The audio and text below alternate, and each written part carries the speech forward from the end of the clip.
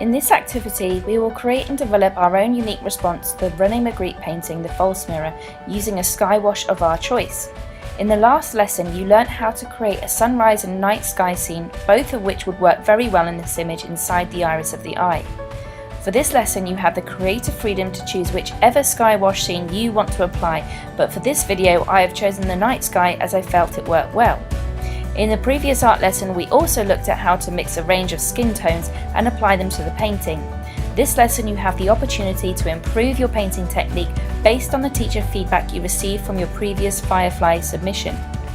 To complete this activity, we will recap again how to draw and paint the eye after completing the night sky scene for the iris of the eye.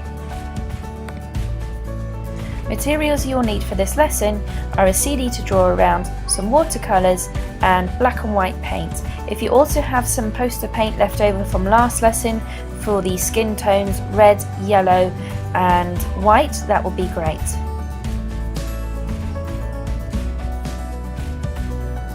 So let's start with our background sky wash using a deep blue and then using plenty of water with that watercolour.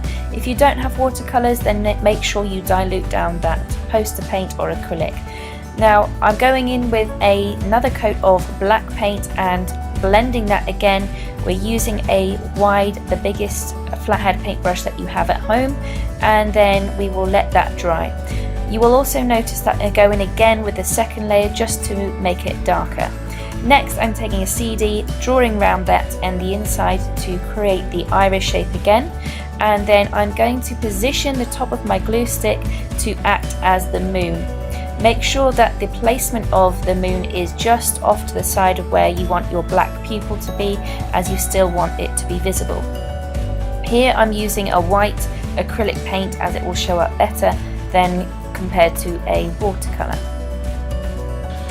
Next, we're going to do the tapping painting technique that we used last lesson to create the stars, and I do recommend as well just testing out that your splats of the paint are the way that you want them to be before you apply them to the paper.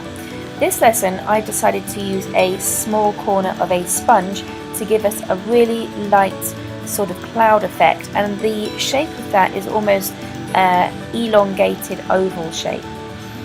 After I've done that with my clouds and my stars, then I'm going to fill in the black pupil. Make sure that you've drawn around something circular and it is the size that you want it to be.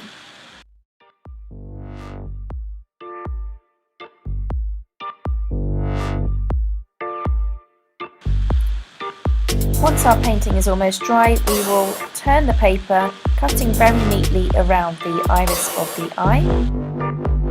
Once that's cut out, just amend where you need to trim it at the top, mark that little bit out with a pencil, and then stick that over the painted background of the running Magritte eye. For the purpose of this video, I had actually photocopied the painting of the eye I did last time, but for you guys this week you will be doing a second painting of the eye and then filling in the night sky or even the sunrise iris as you please. To complete this lesson, you can create the art lesson notes of your personal response painting as follows. The gapped notes on Firefly say, in this activity I chose to paint the iris of the eye with you can either say a night scene or sunrise scene.